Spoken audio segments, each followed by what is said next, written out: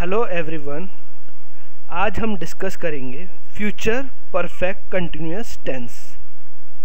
पहले जानें कि फ्यूचर परफेक्ट कंटिन्यूअस टेंस है क्या, ये किस समय को बताता है। Future perfect continuous tense is used to express a continued और ongoing action that will commence at a fixed time or in future. Future perfect continuous tense एक लगातार और जारी एक्शन जो कि एक फिक्स टाइम में फ्यूचर में स्टार्ट होगा and will continue for some time in future, और फ्यूचर में ही वह जारी रहेगा। इसमें एक इम्पॉर्टेंट बात है जो आपको ध्यान रखनी है, that is the time reference. इसमें टाइम रेफरेंस हमेशा दिया हुआ होगा। There will always be a continued time reference, जैसे कि for a few days, for 10 months, for 2 years, since Wednesday, since 2011, since January, etc. इस तरह से टाइम रेफरेंस दिया हुआ होगा। फ्यूचर परफेक्ट कंटिन्यूअस टेंस बताता है कि कार्य या एक्शन किसी निश्चित समय या भविष्य में आरंभ होगा और भविष्य के दिए हुए समय तक लगातार जारी रहेगा। इन शॉर्ट आप कह सकते हैं फ्यूचर परफेक्ट कंटिन्यूअस टेंस ऐसे एक्शन को बताता है जो फ्यूचर में चालू होगा और फ्यूचर में वो लगातार जारी रहेगा। फ्यूचर परफेक्ट कंटिन्यूअस टेंस, यहाँ हम 3 बिंदुओं पे बात करेंगे जो कि बहुत ही महत्वपूर्ण है और इसे आप ध्यान से सुने और अच्छे से समझें। इसमें सबसे ज़्यादा आपको कॉमन पे स्ट्रेस देना है। कॉमन हैव बीन यूज़ होगा और इसके साथ first form of verb plus ING. First form of verb plus ING इसलिए यूज़ किया है क्योंकि ये एक कंटिन्यूअस टेंस भी है, तो इसलिए first form of verb plus ING use किया है। उसके बाद आप, क्योंकि वर्ब के बाद आपको ऑब्जेक्ट लगाना होता है, इसलिए आपने ऑब्जेक्ट लिखेंगे। और मैंने पिछले स्लाइड में अब बताया था कि आपको टाइम रेफरेंस ज़रूर से यूज़ करना है, तो टाइम से पहले फॉर या सिंस आपको प्रयोग करना है। तो फिर से अपन एक बार दोहराएं कि कॉमन में आपको हैव बीन यूज़ करना है, उसके बाद first form of verb plus ING क्योंकि कंटिन्यूअस है। वर्ब के बाद आपको ऑब्जेक्ट लगाना था, इसलिए आपने ऑब्जेक्ट लगाया। फॉर सिंस प्लस टाइम आप इसलिए लिखेंगे क्योंकि इसमें आपको टाइम रेफरेंस देना ज़रूरी है। अब आगे बात करते हैं आइडेंटिफिकेशन की। आइडेंटिफिकेशन किसी वाक्य के अंत में रहा होगा, रही होगी, रहे होंगे, आए और समय के बाद से आए, ये दोनों ही कंडीशन सेटिस्फाई होनी चाहिए कि रहा होगा, रही होगी, रहे होंगे, आए और समय के बाद से आए, तो हमें ज्ञात होगा कि वह वाक्य फ्यूचर परफेक्ट कंटिन्यूअस टेंस का है। आगे हम हेल्पिंग वर्ब की बात करेंगे। हेल्पिंग वर्ब आईवी के साथ आप शैल यूज़ करेंगे और बाकी सभी नाउन और प्रोनाउन के साथ आप विल का प्रयोग करेंगे।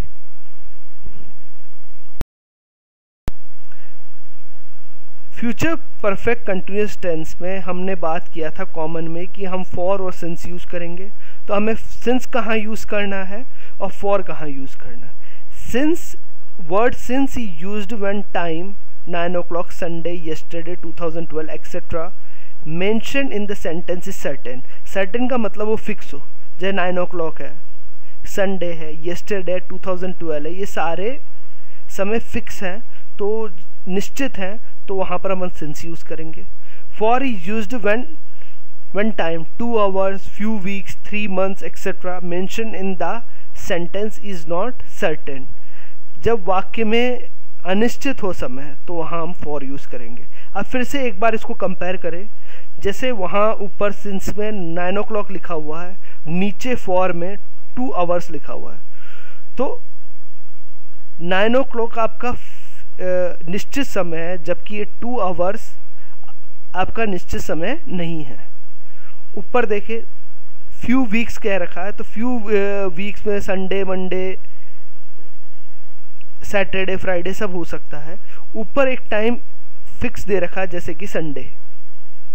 नीचे देखें 3 मंथ्स दिया हुआ है, 3 मंथ्स, जनवरी फरवरी मार्च कुछ भी हो सकता है। तो 3 मंथ्स दे रखा है तो अनिश्चित समय, इसलिए हमने इसके साथ फॉर यूज़ किया।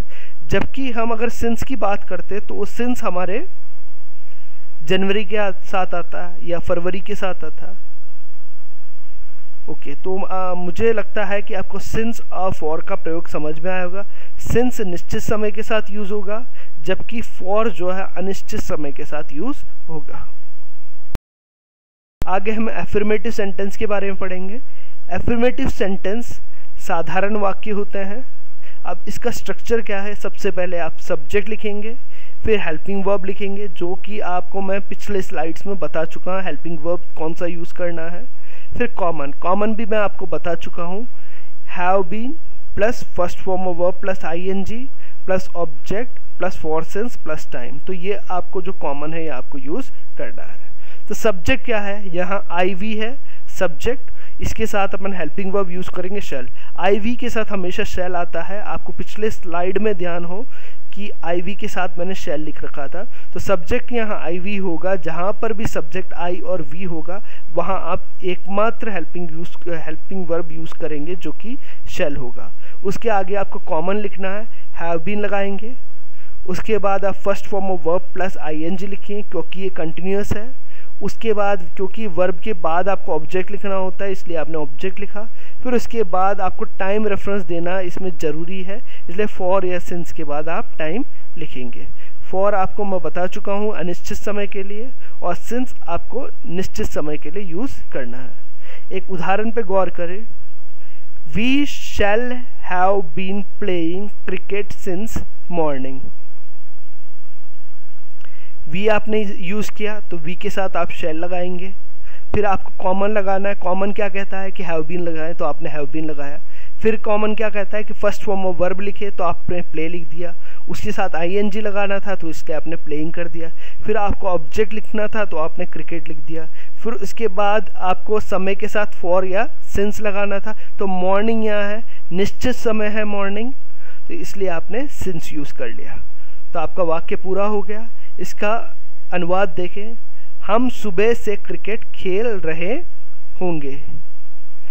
होंगे और से हमें ज्ञात होता है कि ये वाक्य फ्यूचर परफेक्ट कंटिन्यूअस टेंस का है।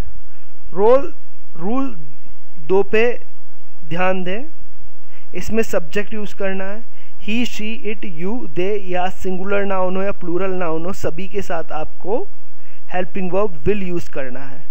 मैं पिछले स्लाइड्स में भी आपको बता चुका हूँ आई वी के साथ शैल यूज़ होगा और बाकी सभी के साथ विल यूज़ होगा। तो ही शी इट यू दे हो या बाकी नाउन हो तो सभी के साथ आपको विल यूज़ करना है। और उसके बाद आपको कॉमन लगाना है, हैव बीन, फिर उसके बाद first form of verb plus ING क्योंकि कंटिन्यूअस है। फिर वर्ब के बाद आप ऑब्जेक्ट लिखते हैं तो आपको ज़रूरी है कि आप ऑब्जेक्ट लिखें। फिर आपको टाइम रेफरेंस देना है, तो टाइम से पहले आपको फॉर सिंस यूज़ करना है, तो इसलिए आप फॉर या सिंस में से दोनों में से एक यूज़ करेंगे, फिर आप टाइम लिख देंगे। उदाहरण पे गौर करें, he will have been playing cricket since morning.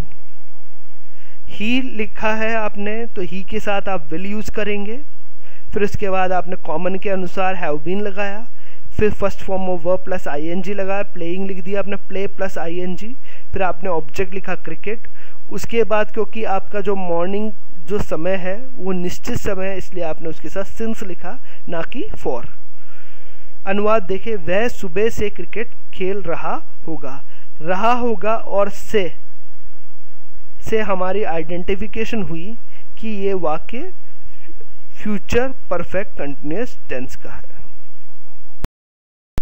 Negative sentence वो सेंटेंस होते हैं जिसमें हम नो, नॉट, नेवर यूज़ करते हैं और जो नेगेटिविटी को दर्शाता है। इसमें नेगेटिविटी को बताने के लिए हम इसमें नॉट यूज़ करेंगे। बाकी स्ट्रक्चर वही है, सब्जेक्ट लिखेंगे, हेल्पिंग वर्ब लिखेंगे और हेल्पिंग वर्ब के बाद आपको नॉट लिखना है। और जो कॉमन है, जो मैंने आपको पिछले स्लाइड में कहा था कि आपको ध्यान रखना है, वो आपको लिखना है। रूल फर्स्ट पे ध्यान दें, सब्जेक्ट आईवी के साथ मैं बता चुका हूँ हेल्पिंग वर्ब शैल ही आएगा, तो इसलिए आईवी के साथ आपने शैल लगाया। फिर उसके बाद स्ट्रक्चर कहता है कि हेल्पिंग वर्ब के बाद बाद आप लोग नॉट लगाएं, तो शैल के बाद आपने नॉट लगाया। फिर आपका कॉमन जो है हैव बीन लिखा आपने, first form of verb plus ING. क्यों first form of verb plus ING? क्योंकि ये कंटिन्यूस है। और उसके बाद क्यों आपने ऑब्जेक्ट लिखा? क्योंकि वर्ब के बाद हम ऑब्जेक्ट लिखते हैं। फिर हमने क्यों फॉर सिंस प्लस टाइम लिखा? क्योंकि इस टेंस में हमें टाइम रेफरेंस देना जरूरी है, तो इसलिए फॉर सिंस के बाद आपने टाइम को लिखा है आपने। उदाहरण पे ध्यान दें, we shall not have been playing cricket since morning. We के साथ आपको शैल लिखना था इसलिए लिखा। शैल के बाद स्ट्रक्चर कहता है कि नॉट लिखो, तो आपने नॉट लिख दिया। फिर आपका कॉमन आपने फॉलो किया हैव बीन, फिर first form of verb plus ING, तो प्ले प्लस आईएनजी प्लेइंग हो गया। फिर आपने ऑब्जेक्ट लिखा क्रिकेट। फिर आपका जो समय है मॉर्निंग, जो समय बता रखा है वो निश्चित समय, इसलिए आपने सिंस यूज़ किया। वाक्य पे ध्यान दें, हम सुबह से क्रिकेट नहीं खेल रहे होंगे और से हमें पता लगा कि ये फ्यूचर परफेक्ट कंटिन्यूअस टेंस का वाक्य है, और नहीं से पता लगा कि ये नेगेटिव सेंटेंस भी है। रूल 2 पे ध्यान दें। रूल 2 आपका आई वीक का रूल 1 हो चुका है, तो रूल 2 आपका बाकी जो बचा होगा उसका होगा, और बाकी जो बचे हुए हैं उन्हीं के साथ आपको विल यूज़ करना है। तो सब्जेक्ट आपका he, she, it, you, they, singular भी हो सकता है, प्लूरल भी हो सकता है, उसके साथ हेल्पिंग वर्ब विल यूज़ करेंगे। क्योंकि ये नेगेटिव सेंटेंस इसलिए आपने नॉट लगाया। फिर आपको कॉमन का प्रयोग करना है, तो कॉमन में आपने have been plus first form of verb plus ING plus object plus for since plus time. और ये क्यों यूज़ किया है मैं आपको बता चुका हूँ। First form of verb plus ING इसलिए यूज़ किया है क्योंकि ये कंटिन्यूअस है, और उसके बाद आपको ऑब्जेक्ट लिखना था इसलिए आपने ऑब्जेक्ट लिखा, और टाइम रेफरेंस देना था तो इसलिए फॉर और सिंस के साथ आपने टाइम लिखा। फॉर आपका अनिश्चित समय अनसर्टेन टाइम के साथ आएगा, जबकि सिंस आपका सर्टेन टाइम के साथ आएगा, निश्चित समय के साथ आएगा। उदाहरण पे ध्यान दें, he will not have been playing cricket since morning. He के साथ आपको विल लिखना है। विल के बाद आपको हेल्पिंग वर्ब के बाद नॉट लिखना था, तो आपने नॉट लिख दिया। फिर हैव बीन लिखा है, फिर first form of verb plus ING आपने लिखा। उसके बाद आपको ऑब्जेक्ट लिखना था, तो इसलिए आपने क्रिकेट लिखा। मॉर्निंग आपका सर्टेन टाइम है, तो इसलिए आपने उसके साथ सिंस यूज़ किया है। उदाहरण पे ध्यान दें, वह सुबह से क्रिकेट नहीं खेल रहा होगा, और से हमें ज्ञात हुआ कि ये वाक्य फ्यूचर परफेक्ट कंटिन्यूअस टेंस का है, और नहीं हमें बताता है कि ये वाक्य नेगेटिव सेंटेंस का है। इंट्रोगेटिव सेंटेंस के बारे में डिस्कस करेंगे। इंट्रोगेटिव सेंटेंस वो सेंटेंस होते हैं जिनके द्वारा हम क्वेश्चंस पूछते हैं। Means interrogative sentence are those questions by which we used to ask questions। इसका स्ट्रक्चर देखें आप लोग, इसमें थोड़ा सा बदलाव है स्ट्रक्चर में। सब्जेक्ट की जगह पहले आप हेल्पिंग वर्ब यूज़ करेंगे, तो हेल्पिंग वर्ब के आगे आने से सब्जेक्ट आपका पीछे आ चुका है, तो helping verb plus subject plus common और क्वेश्चन मार्क। क्वेश्चन मार्क इसलिए लगाया है क्योंकि ये इंट्रोगेटिव सेंटेंस है, इनके द्वारा हम क्वेश्चंस पूछते हैं, तो ऐसे वाक्य समाप्त क्वेश्चन मार्क से ही होंगे। तो इसका आप खास ध्यान रखें कि ऐसे वाक्य लिखने के बाद अंत में क्वेश्चन मार्क जरूर लगाएं। रूल फर्स्ट इसका क्या कहता है कि सबसे पहले हेल्पिंग वर्ब यूज़ करेंगे, शैल यूज़ किया। क्यों यूज़ किया शैल? क्योंकि आपका जो सब्जेक्ट है आई और वी है, तो आई और वी के साथ आपको शैल यूज़ करना है, तो इसका आपको ध्यान रखना है। फिर इसके बाद कॉमन, वही कॉमन है have been plus first form of verb plus ING, फिर उसके बाद object plus for since plus time, और अंत में आपको क्वेश्चन मार्क लगाना है। उदाहरण पे ध्यान दें, shall we have been playing cricket since morning and then question mark. Shall use किया है, शैल इसलिए यूज़ किया है क्योंकि आपका जो सब्जेक्ट है वो वी है। फिर उसके बाद आपने कॉमन के अनुसार हैव बीन लगाया, फिर first form of verb plus ING, play plus ING playing हो गया। फिर आपने ऑब्जेक्ट लिखा क्रिकेट, फिर उसने क्योंकि आपका समय जो है सर्टेन है तो इस कारण से आपने सिंस यूज़ किया। अनुवाद को ध्यान दें, क्या हम सुबह से क्रिकेट खेल रहे होंगे, क्वेश्चन मार्क। रहे होंगे और से हमें ये बताते हैं कि ये वाक्य फ्यूचर परफेक्ट कंटिन्यूअस टेंस का है।